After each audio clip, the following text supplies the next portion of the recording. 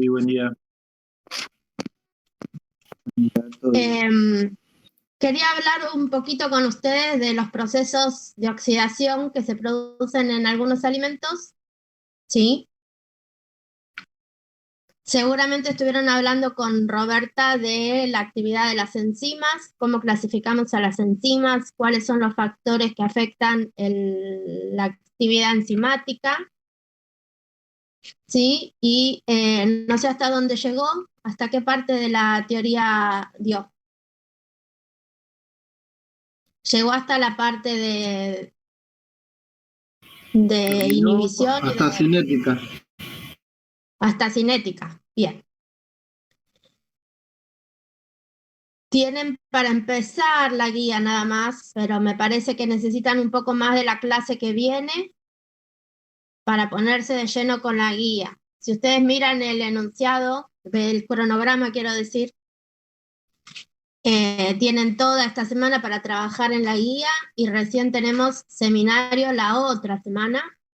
Y el seminario de esta unidad de enzimas no va a ser la lectura de un paper, sino que yo les voy a traer para que resolvamos en las 2 horas de clase un ejercicio parecido a los de la guía, ¿sí? Y vamos a tratar de resolverlo en el tiempo del seminario. Lo que quería hacer hoy, ¿sí? Es que hablemos un poquito de la parte de la actividad enzimática en los alimentos y qué efecto tiene, ¿sí? Las reacciones enzimáticas pueden ser deseadas o no deseadas. Lo importante es que nosotros sepamos cuáles son los factores que van a favorecer o inhibir una determinada la actividad de una determinada enzima, ¿sí? A veces queremos inactivar una enzima y otras veces queremos que esa enzima esté activa y en su punto óptimo, ¿sí? Por ejemplo, se me ocurrió que hablemos un poco del té. ¿Qué saben del té?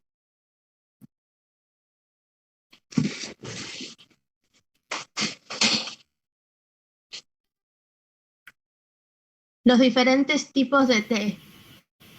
Ya es una hierba, hay diferentes tipos, debido a la maduración. ¿Son diferentes plantas o es la misma planta? ¿Qué diferencia el té verde del té rojo del té negro? La maduración, creo que tengo entendido. Más que maduración, ¿qué proceso sería? Es la Es misma una planta, ¿sí? oxidación. Hasta ahí vamos. Sería como una oxidación. ¿Una qué? Una oxidación puede ser. Es la oxidación, sí. ¿Y saben cuál es la enzima que está actuando ahí? Dentro de las oxidasas,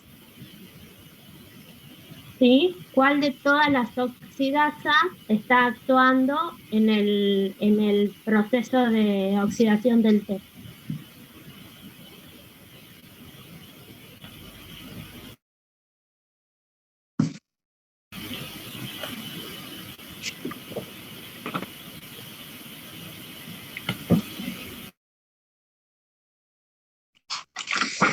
Lo pueden googlear, ¿eh?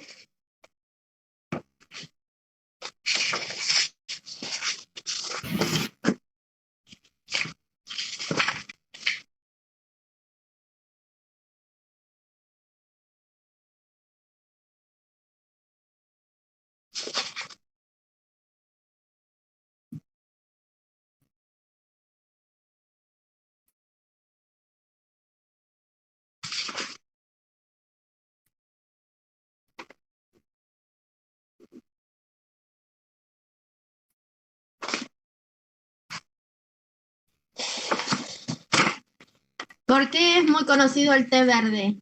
¿Qué es lo que aporta nutricionalmente que lo ha hecho tan famoso a los tés en general, pero el té verde en particular?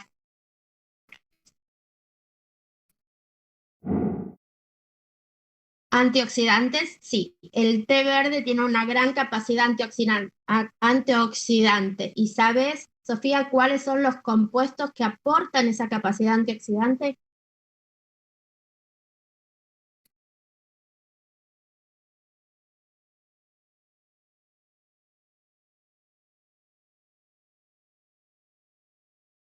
Todavía no llegamos a esa unidad, pero capaz que lo habían escuchado.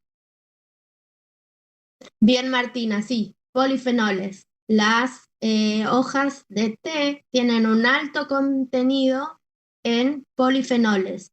Los polifenoles, después ya lo vamos a ver en la unidad de colorantes, porque son pigmentos en realidad, ¿sí? La denominación bioquímica de los polifenoles indicaría que son pigmentos. Tienen una alta capacidad antioxidante, ¿sí? Y tendríamos que, si pensamos en la estructura de los polifenoles, tienen muchos dobles enlaces conjugados y eso es lo que les da las particularidades bioquímicas que tienen. Esos dobles enlaces son muy susceptibles, ¿sí? Igual que en los ácidos grasos insaturados, en los polifenoles, esos dobles enlaces los hacen sumamente susceptibles a las reacciones de óxido-reducción. ¿Sí? Cuando esos fenoles son oxidados, se transforman en otros compuestos, por lo general en compuestos pardos. ¿Sí? Yo les estoy compartiendo una imagen, ¿sí? Que si la ven, es una representación gráfica de los diferentes tipos del té. Incluye té blanco, té verde, amarillo, oolong, que es el que se suele llamar también té rojo, té negro y el puer, ¿sí? Que también tienen coloraciones rojas o moradas, ¿sí? ¿Qué es lo que va haciendo que tenga esta diferencia de coloración el té? La presencia o no de estos compuestos oxidados, ¿sí? ¿Por qué el té verde se lo conoce como alto poder antioxidante? Porque tiene todos estos polifenoles en su forma no oxidada. Y el té negro tiene todos estos polifenoles en su forma oxidada porque ya actuó esta enzima de la oxidación. Así que en principio es una oxidorreductasa, pero dentro de las oxidorreductasas, ¿qué tipo de enzima sería la que está actuando? Por lo que veo en la clasificación que dio Roberta, puso glucosa oxidasa, lipoxigenasas, que ya las habíamos estudiado un poquito cuando hablamos de la lipólisis.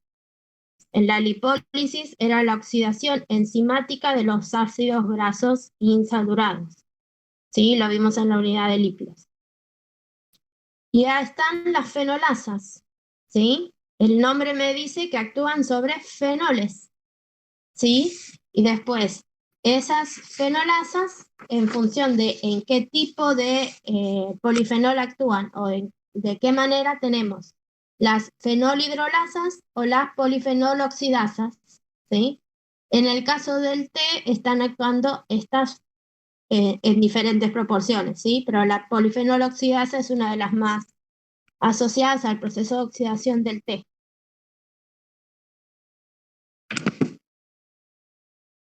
¿Sí?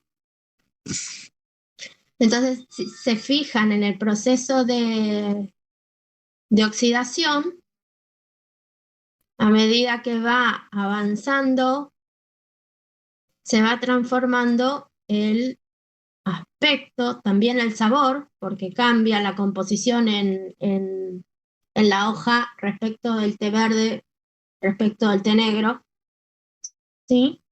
Y debería haber legislación que indica cómo tenemos que caracterizar, no, cómo se tiene que denominar cada té, qué tiene que tener en la composición para hacer té verde, qué tiene que ser para hacer oolong y qué tiene que ser para hacer té negro. Ah, y en el puer es un caso particular de un té que además de todo el proceso de secado y puede ser que se haya sido oxidado o no, tiene un proceso de fermentación que es distinto a las oxidaciones, ¿sí? En el caso de la fermentación se debe a la actividad de ya sea bacterias, hongos o levaduras que producen cambios bioquímicos sobre la hoja. En nosotros no hay fermentaciones, ¿sí? Lo que hay son oxidaciones.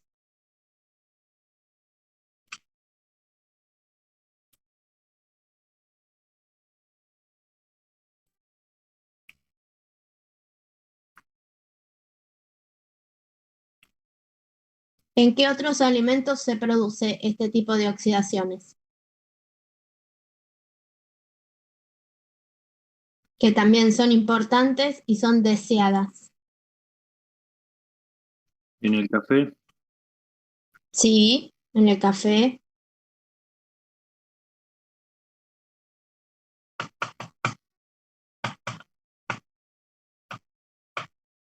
¿En qué otro alimento?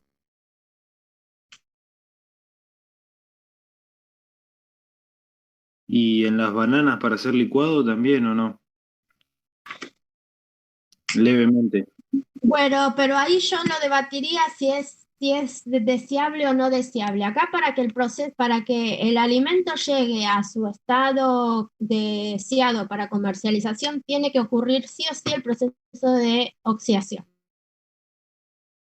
¿Sí? Para tener té negro tengo que haber producido la oxidación, tiene que ser una oxidación controlada, se hacen a temperaturas y tiempos moderados, establecidos, se lleva la humedad de la hoja hasta el punto específico en el cual se sabe que la actividad de esa enzima está favorecida, se sabe a qué temperatura tiene que actuar y en qué temperatura tengo que llevar la hoja para inactivar esa enzima. Está todo muy estudiado porque queremos que la enzima actúe a favor nuestro. En el caso de las bananas, ¿sí? Además que ahí también hay un proceso, en el caso de las bananas, sí tenés pardeamientos y tenés actividades enzimáticas a nivel de la cáscara de la banana, pero en el interior de la banana lo que tenés es la degradación de los almidones a azúcares más simples. Sí, ese es el cambio que te diría más necesario para un buen licuado de banana, a mi gusto. Capaz que otra persona te dice que si está muy pasada la banana no le gusta. Ahí es como Claro. un poco más debatible. Ahí es un poco más abierto a debate, digamos. Si necesitas, bueno, no sé si ustedes, alguno ha hecho en algún momento las galletitas de banana y avena con una banana muy madura, ahí sí tiene que estar muy madura, ¿sí? La pisás con un tenedor, le pones avena, le podés poner pasas de uva, coco, chispitas de chocolate, lo que sea, y con la cuchara nomás, a la asadera y al horno y se hacen galletitas. Porque el almidón y las azúcares que ha liberado la banana actúan como ligante, ¿sí? Si lo haces con manzana, con banana muy verde o que no esté muy madura, ese proceso de desarmar la banana e integrarla con la avena no se hace bien. Pero hay más que una oxidación, que podría decirse que es hasta superficial en el aspecto nada más de la banana, lo que tenés es degradación de almidones durante el madurado de la banana. Y el etileno, ya lo vamos a ver en la unidad siguiente que es de metabolismo. Podemos hacer que el etileno cambie el color de la parte externa de la banana sin afectar la maduración interna. Puede ser una banana que estaba verde, se transforma en amarilla y en la parte interior sigue estando almidonosa, que se diría, la banana más firme.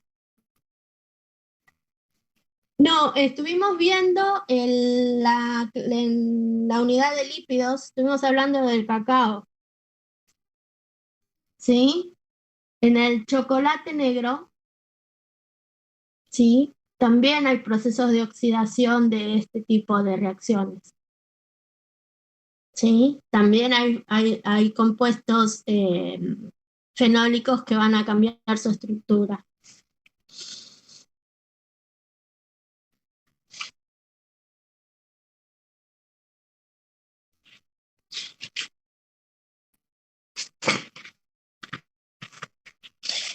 Por lo general en las frutas la polifenol oxidasa, que es deseable en el té negro y que se debe desactivar en el té verde y en el té blanco, ¿sí? Es no deseada, la actividad de la polifenol oxidasa es no deseada en la fruta.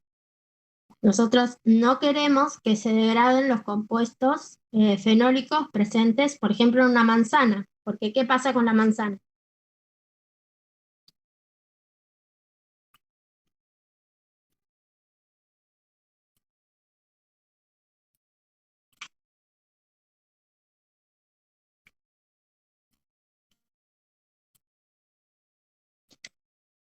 Se pardea, se pone negra, marrón oscura, por partes se puede poner roja también en algunas circunstancias. Las peras se ponen rojas. ¿Alguna vez prestaron atención que las peras se ponen rojas?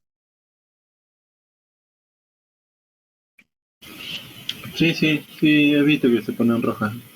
Sí, bueno, es en función del tipo de polifenoles que tengan. No todo, si bien la estructura básica de un polifenol es esta serie de dobles enlaces, tienen anillos, etcétera, hay variaciones. Algunos son fenoles, algunos son ácidos fenólicos, otros son flavonoides, taninos, etcétera. Entonces, el producto de oxidación puede ser diferente, ¿sí? Y si bien son compuestos pardos oscuros, algunos pueden ser morados, algunos pueden ser rojos, ¿sí? Pero bueno, todo esto afecta de manera sensorial a las frutas y esos cambios sí son indeseados. Además, disminuye el valor nutricional porque el aporte en antioxidantes lo da el compuesto no oxidado. Sí, si el polifenol se oxidó en la fruta, no nos aporta a nosotros nutricionalmente capacidad antioxidante. ¿Sí? Bien. ¿Qué otros cambios enzimáticos podrían ser deseados?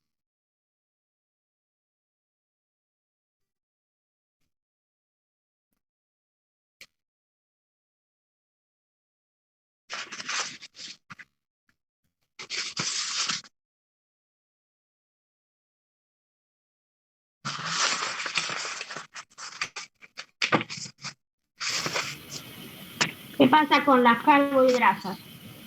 Vamos a ver algunos ejemplos de carbohidratos.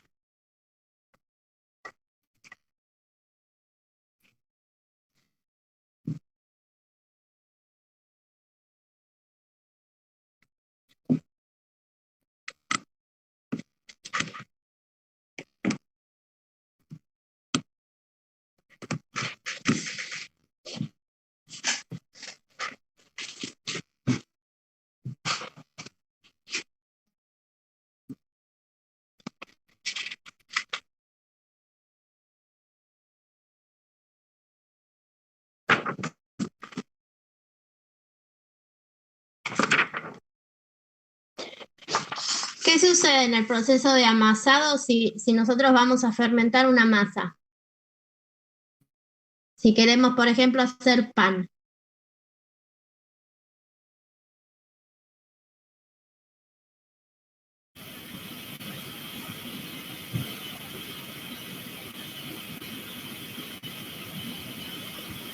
Se van a activar las enzimas. ¿Qué enzima?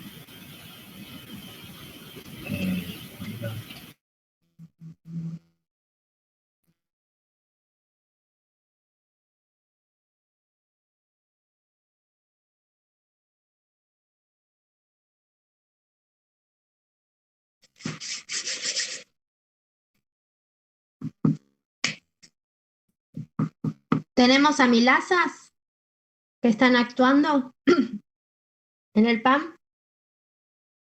¿Cuáles serían los productos de la acción de las amilasas?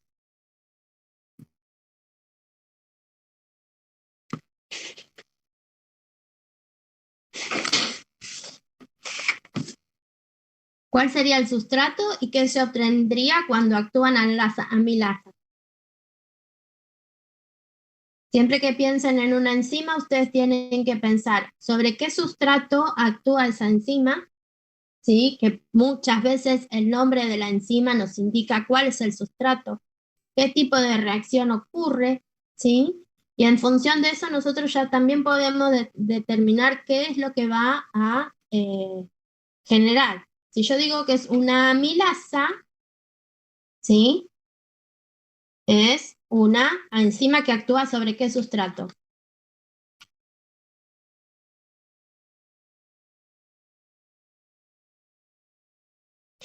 Sí, actúa sobre el almidón, sí, actúa sobre el almidón, sí, es una hidrolasa, por lo tanto va a hidrolizar la estructura del almidón, liberando estructuras más simples, sí, en base de las... Después, el tipo de amilosa puede decirme si actúa sobre los enlaces alfa 1,4 o sobre los enlaces alfa 1,6, pero en general, si hablamos de las amilasas, lo que vamos a decir es que actúa sobre el almidón, generando cadenas más cortas, ¿sí? Que pueden ser maltosas, que pueden ser azúcares simples, etc. ¿Y eso por qué es deseable en el proceso de panificación?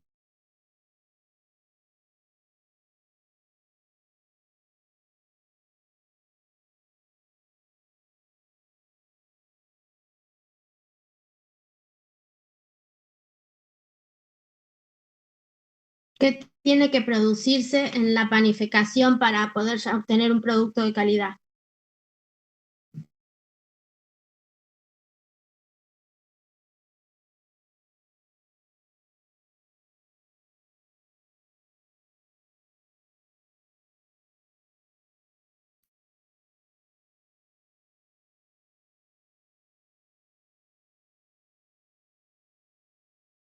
Sí, va a liberar maltosa, glucosa en función de cuál sea el grado de hidrolización del almidón, ¿sí? Cuanto más hidrolización haya, mayor cantidad de glucosa vamos a tener y si la hidrólisis es parcial, quizá tengamos más maltosa, ¿sí? En el proceso ese que se liberan esos azúcares, ¿sí? ¿Quién va a utilizar esos azúcares en el proceso de fermentación? Bueno, sí, en la elaboración de pan. El microorganismo, ¿cómo es el...? Las levaduras, ¿sí? En el proceso de amasado, ¿sí? Se empiezan a activar las enzimas, ¿sí? Se empiezan a ir... Eso, eso. Se necesita que la harina, el almidón y todos los componentes que van a pasar a formar parte de la sal de la masa se empiecen a hidratar, ¿sí? La actividad de agua, el contenido de agua del medio en el cual se encuentran las enzimas es vital para la actividad de las mismas, ¿sí? Si yo no tengo una actividad de agua que permita que la reacción se lleve a cabo, la enzima no actúa, ¿sí? Una vez que el sistema está hidratado y el amasado también entrega calor, ¿sí? El proceso de amasar no solo favorece la hidratación, sino que también entrega una cierta cantidad de calor que favorece también la actividad de estas amilasas. Estas amilasas van a liberar al medio, ¿sí? Ciertos contenidos de maltosas o de azúcares más simples que van a poder ser utilizados por las levaduras. Las levaduras metabolizan esos azúcares, ¿sí? Y liberan al medio dióxido de carbono y etanol. El dióxido de carbono es el que permite que la red proteica que se formó con el gluten, ¿sí? Expanda, ¿sí? Y eleve el volumen de la masa. Está todo como relacionado. Y el etanol contribuye al sabor de la masa, ese sabor a fermentado que tienen las masas. También es un poco por el etanol que liberan las levaduras. ¿Qué otro proceso es necesario y deseado para la calidad final del pan? Que también está relacionado con que se hayan liberado estos azúcares, específicamente azúcares reductores.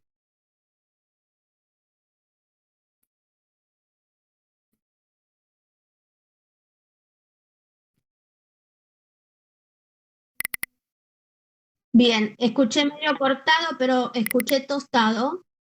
No usaría la palabra tostado. Exactamente, el color es por las reacciones de Maillard, ¿sí? ¿Se entiende cómo se empieza a relacionar todo una cosa con la otra? Porque si bien no habíamos hablado mucho, fue tema de proteínas, la red que se forma con el gluten en el proceso de amasado, ¿sí? Para que el volumen se expanda, tiene que haber actividad de las levaduras, y las levaduras necesitan como sustrato azúcares simples. Por lo general se pone una cucharadita de azúcar para iniciar el proceso de fermentación, y eso lo que hace es activar las levaduras, que ya sea que estemos usando levadura seca o la levadura prensada, que uno la guarda en la heladera, son microorganismos que se encuentran en estado latente. En el caso de la levadura seca, porque están con una actividad de agua muy baja, y en el caso de las levaduras prensadas, porque se guardan en la heladera, entonces la temperatura es muy baja. Entonces, después las tenemos que activar. ¿Cómo las activamos? Con este proceso de amasado que les entrega calor, las hidrata, si es el caso de la levadura seca, y además se le agrega una cucharadita de azúcar para iniciar el proceso, ¿sí? Mientras la actividad enzimática va liberando cada vez más azúcar al medio. ¿Sí?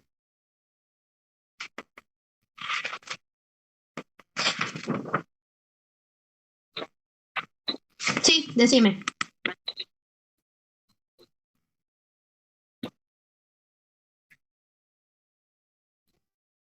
Sí, es indeseado eso.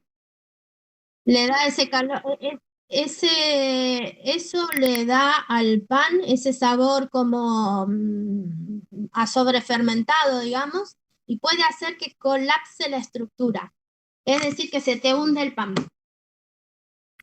Digamos, mientras lo estás cocinando, quizás esté sumamente grande, pero en un momento hace y queda como un agujero en el medio del pan. No sé si alguna vez les ha pasado, pero esa sobrefermentación,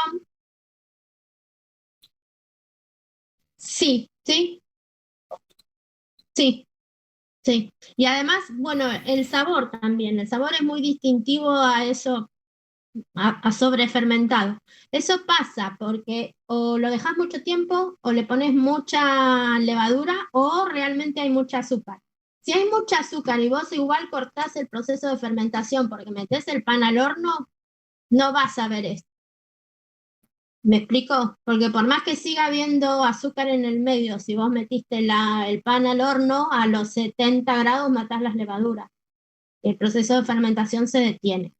Pero si vos a ese exceso de azúcares le agregás mayor tiempo de fermentación, se va a producir esto. Mm. Por lo general es autorregulado el crecimiento del proceso de fermentación. Llega un momento en que eh, el producto de la fermentación inhibe a la fermentación. Es decir, llega un momento en que producen tanto etanol, ¿sí? Que hacen tóxico el ambiente para ellas mismas. Pero bueno, tiene que producirse un proceso de fermentación muy largo y bueno, y eso no solamente que afecta la actividad enzimática, la actividad microbiana, sino que también afecta la calidad del pan.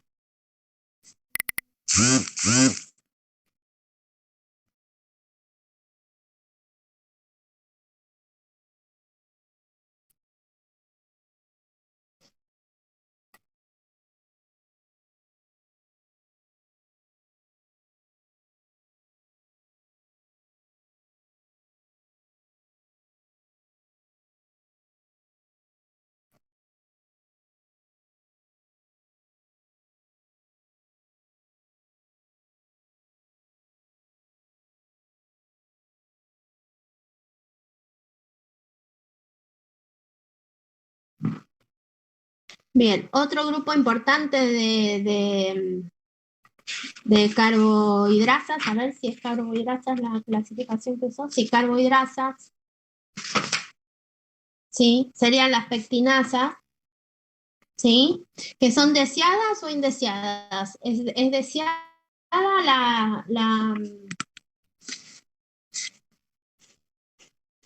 la actividad de las pectinasas.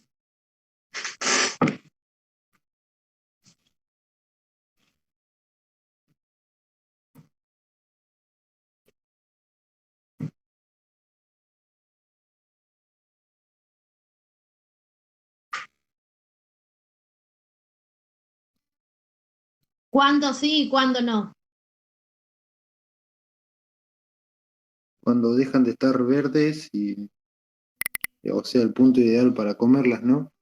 Y si no, después Bien, empieza a queremos que madurar. haya cierta actividad de pectinasas, pectinolíptica pectinolíptica en los procesos de maduración de los frutos, ¿sí?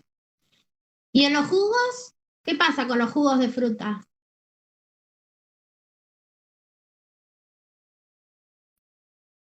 Tenía que ver con que sean muy espesos, ¿no? O algo así, que no estén tan gelificados.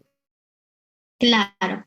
Si nosotros vamos a hacer un jugo de manzana, ¿sí? La turbidez. Claro, Martina puso ahí en el chat la turbidez.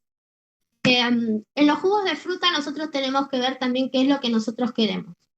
Muchas veces en los jugos de manzana, ¿sí? Se inactivan las enzimas pectinolíticas para evitar que se produzcan como cambios de fase, sino, ¿sí? Si las pectinas quedan activas, las pectinas no, perdón, si las pectinasas quedan activas, van a seguir degradando las pectinas que están presentes en el jugo y puede ser que se produzca lo que es el clarificado del jugo, ¿sí? Y que se produzca de manera no controlada. Nosotros podemos querer tener un jugo límpido de manzana, entonces lo que vamos a hacer es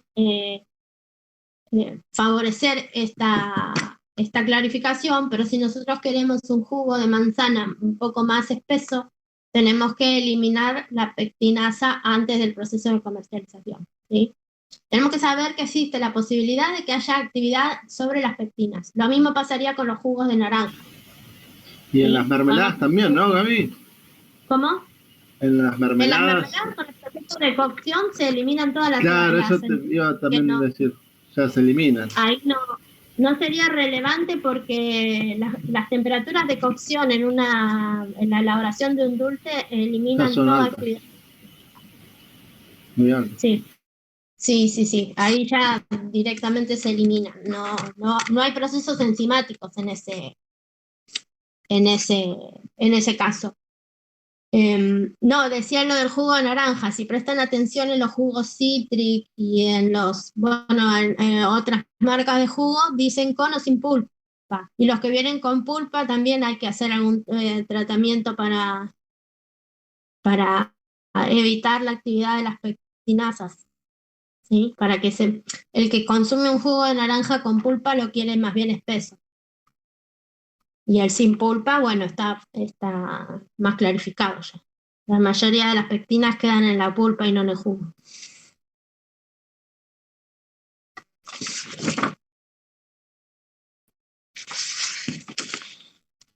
¿Cuáles son los principales factores que alteran la actividad enzimática? ¿Por qué recién dije que en una mermelada no tendríamos? Bien, José, la temperatura es uno de los más importantes. Bien, Nelson, Roberto, pH también, ¿sí? La actividad de agua, bien, ¿sí? ¿Qué otra cosa? ¿Qué puede haber en un sistema donde hay actividades enzimáticas? Sales también, ¿sí? Iones, ¿sí?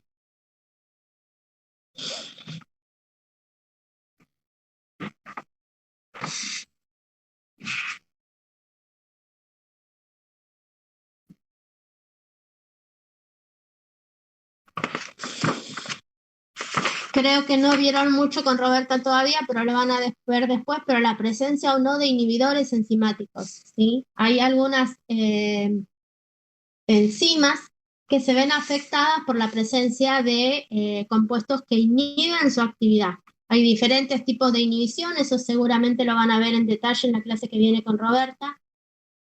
Sí, hay algunas de esas inhibiciones que se pueden contrarrestar y otras no. ¿Sí? A nivel del organismo tenemos un montón, a nivel bioquímico hay un montón de procesos que inhiben o favorecen, dependiendo de cuál sea la necesidad metabólica, una determinada reacción catalizada por una enzima. ¿Sí? Bien, eso no lo remarcamos, pero saben cuál es el efecto de la catálisis enzimática, ¿no? ¿Qué pasa con una reacción que está catalizada?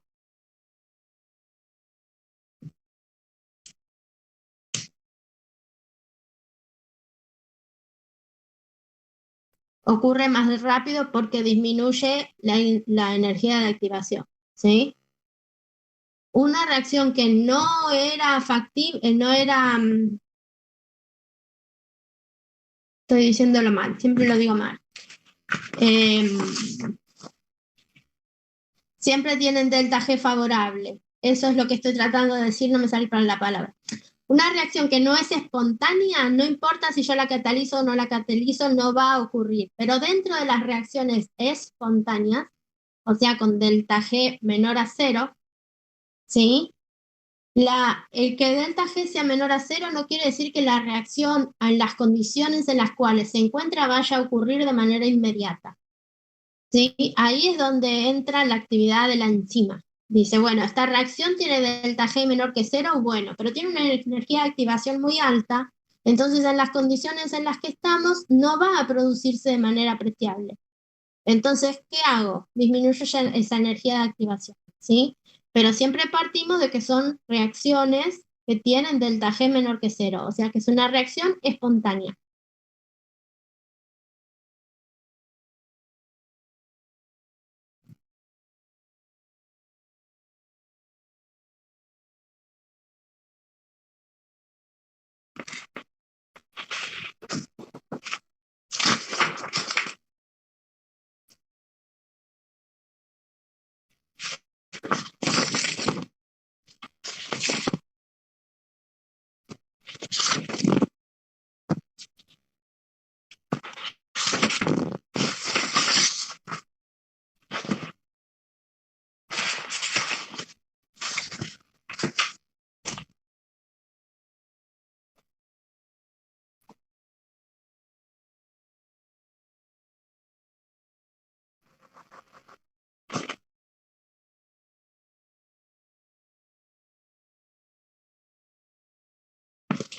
¿Qué es la renina?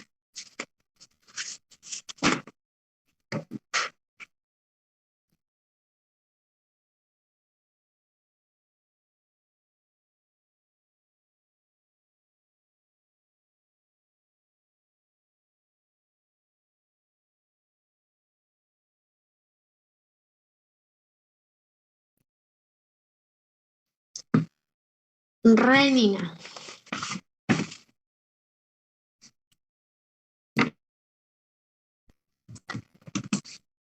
No es una proteína. Bueno, sí es una proteína porque es una enzima. Sí es una proteasa. Bien, no, Sofía tiene razón, es una proteasa. ¿Dónde se encuentra en la naturaleza esta enzima?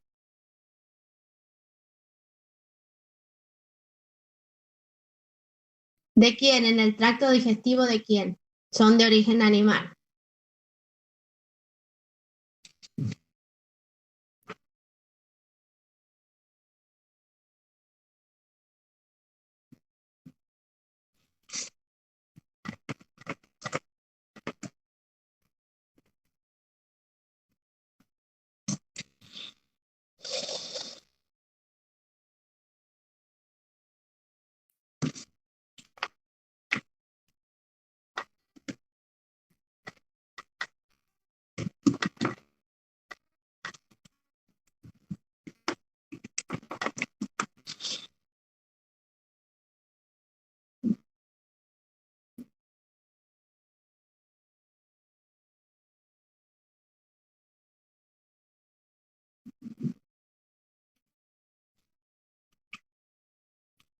¿Para qué tiene aplicación la renina?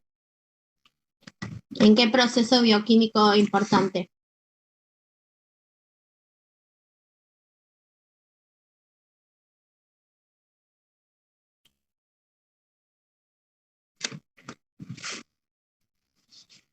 Bien, para la fabricación de quesos. ¿Sí? ¿Dónde les parece que se encuentra de manera natural esta enzima? Porque nosotros no la inventamos, ¿eh? El humano la descubrió nada más. ¿A dónde la descubrió?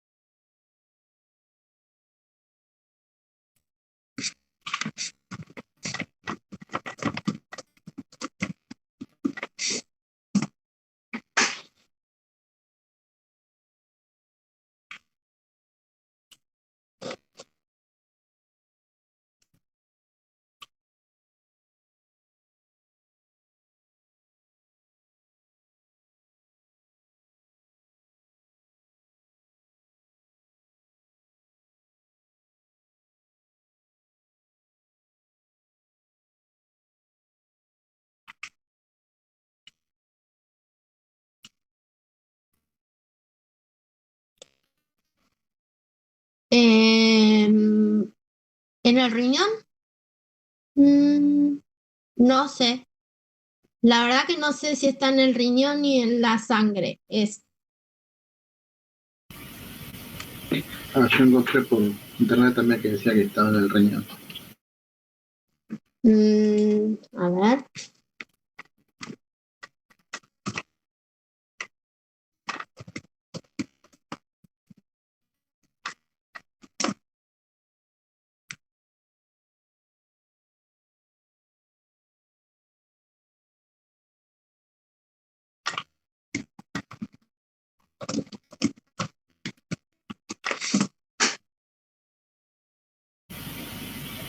La secreta el riñón. La secreta el riñón.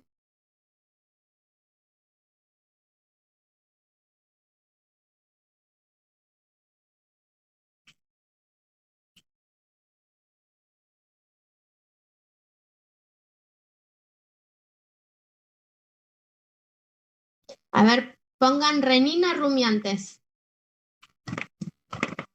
para buscar.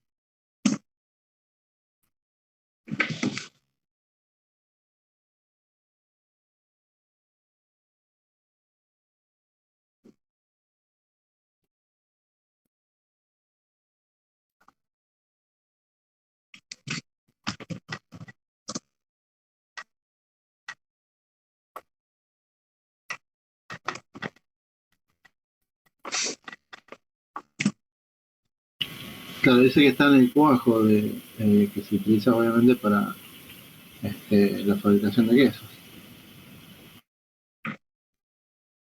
Si algún día tienen tiempo, que seguramente les sobra el tiempo a ustedes, estudiantes universitarios, les sobra el tiempo, y buscan la historia del queso y del yogur, la leyenda dice que quisieron guardar leche en el cuajo de la vaca, como si fuera un sachet de leche prehistórico, antiguo, y descubrieron que se conservaba más, ¿sí? Que había procesos de acidificación, pero que se conservaba, ¿sí? Y la leyenda indica que ahí eh, se inició el proceso de fermentación de la leche para obtener queso y o yogur. Las enzimas que están actuando en el proceso de, de elaboración de quesos son una de ellas es la renina, ¿sí? Y la otra es la capseína. Estoy, a ver si me acuerdo.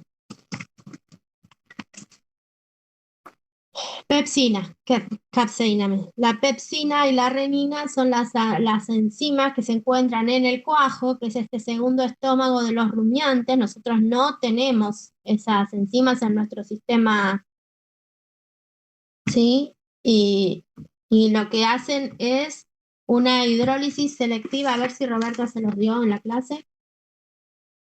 Hace una hidrólisis selectiva de las proteínas de la leche y las corta en unos lugares específicos que hace que después esas proteínas se reacomoden para formar ya sea el cuajo, el cuajado del queso, ¿sí? o que luego con los cambios de pH que se producen en el yogur por la fermentación de las bacterias ácido lácticas se formen los geles. A ver qué les puso Roberta. Proteasa.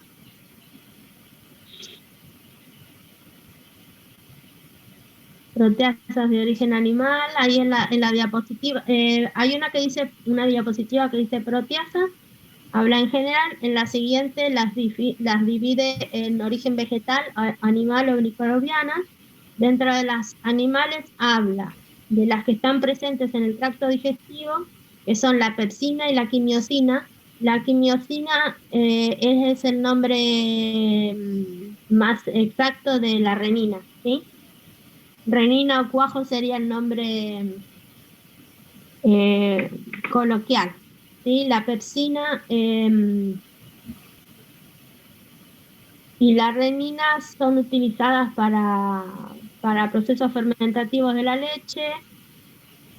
Sí, la renina hidroliza el enlace entre la fenilalanina y la metionina de las caseínas y lo que permite formar el coágulo.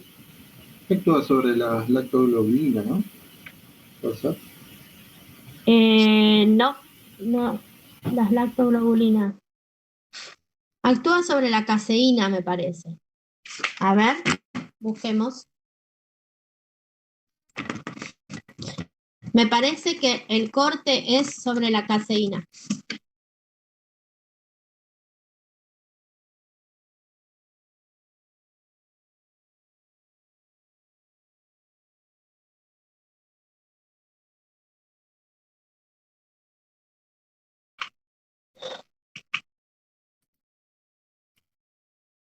Creo que esto lo ven en detalle en bromatología, si no recuerdo mal. Nosotros vemos la actividad de la renina y cuáles serían sus factores para favorecer la producción y eso, pero el proceso de elaboración del queso me parece que lo ven en bromatología. La verdad que no me acuerdo.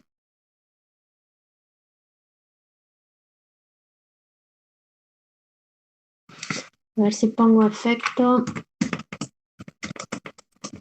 renina sobre caseína.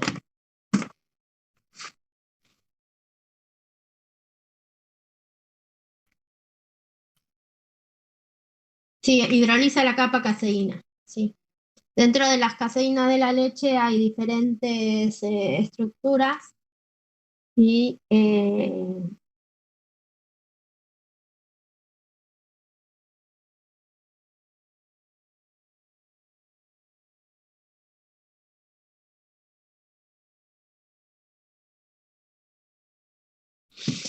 acá encontré un artículo que habla de esto, dice que la quimiosina, también llamada renina, es una proteasa que se produce en el segundo estómago de los terneros y de todos los lactantes. Se usa para coagular la leche por su poder hidrolizante sobre la capa caseína y que coagula las micelas desestabilizando las caseínas formando un gel que atrapa y retiene la grasa, el agua y los demás compuestos solubles de la leche. Este proceso de gelificación o cuajado es lo que da origen al queso. La calidad del cuajo se mide en la potencia de gelificación, al poder coagular la leche en un periodo corto de tiempo, etcétera. Y ahí sigue hablando porque estaba caracterizando la actividad de una enzima de la renina, ¿sí?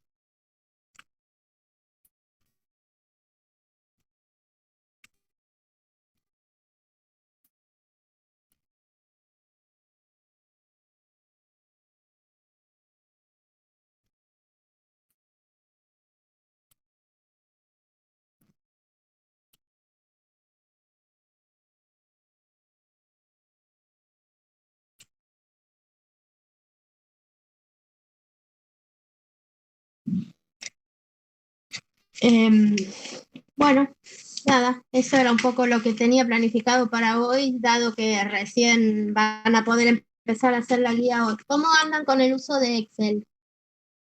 No es que sea imperiosamente necesario usar Excel para resolver la guía, pero les solucionaría muchos problemas si saben hacer los gráficos en Excel, sería mucho más fácil. Yo les puse en el campus un videíto donde les explico cómo poner una función, cómo hacer un gráfico, cómo tirar la curva, cómo poner la ecuación de la curva. Los que me refiero a los ejercicios que requieren hacer cálculos porque hablan de cinética enzimática, ¿sí? Los primeros son medios teóricos hasta el ejercicio 7, ¿sí? Después ya empiezan los de cinética enzimática, que no sé hasta dónde llegó Roberta hoy.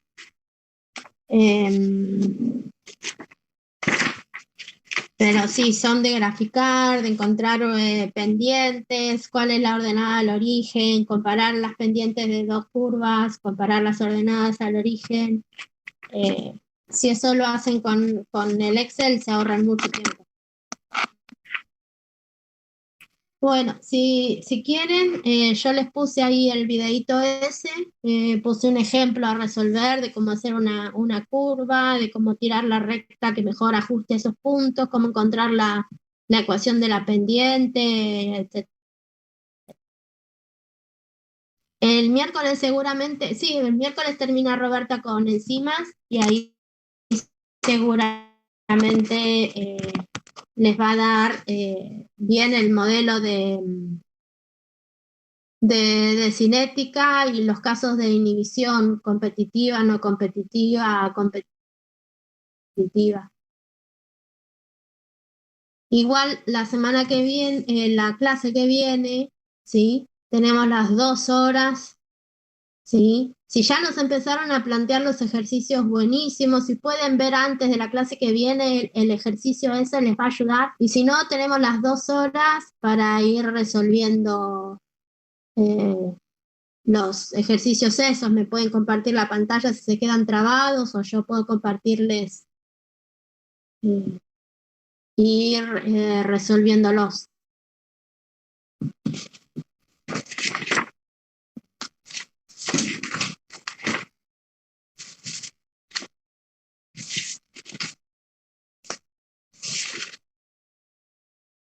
Y los primeros son muy teóricos. Los primeros 7 sería ya te digo, el seminario de encima sería el lunes que viene. El lunes, claro. El miércoles tenemos para resolver la guía, ¿sí? Y el miércoles que viene, en vez de darles un artículo para leer, les voy a traer un enunciado que lo van a poder resolver mirando las guías. No es un examen a carpeta cerrada. A mí me interesa de que puedan llegar a las conclusiones, ¿sí? Y la idea sería que en ese mismo, usen esas 2 horas para resolver el ejercicio que seguramente les va a sobrar. Y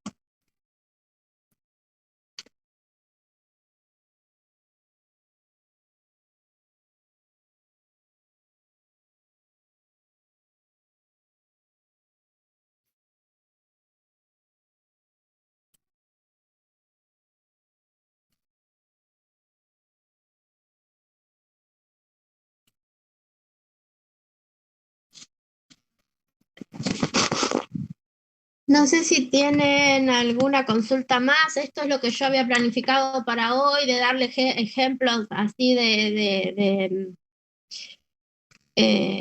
enzimas a grandes rasgos de diferentes alimentos y que quede como bien claro esto de que a veces las enzimas actúan en nuestro favor y a veces en contra nuestra. Lo importante es que nosotros sepamos para una determinada enzima cuáles son las condiciones óptimas de funcionamiento y cuáles serían las condiciones para desactivar esa enzima. Nosotros tenemos que describir la enzima en esos dos aspectos, ¿sí? Tanto para que actúe como para que no actúe y después nosotros en cada alimento determinamos si esa enzima es deseable o no deseable, ¿sí? No tengo mucho más para aportar hoy.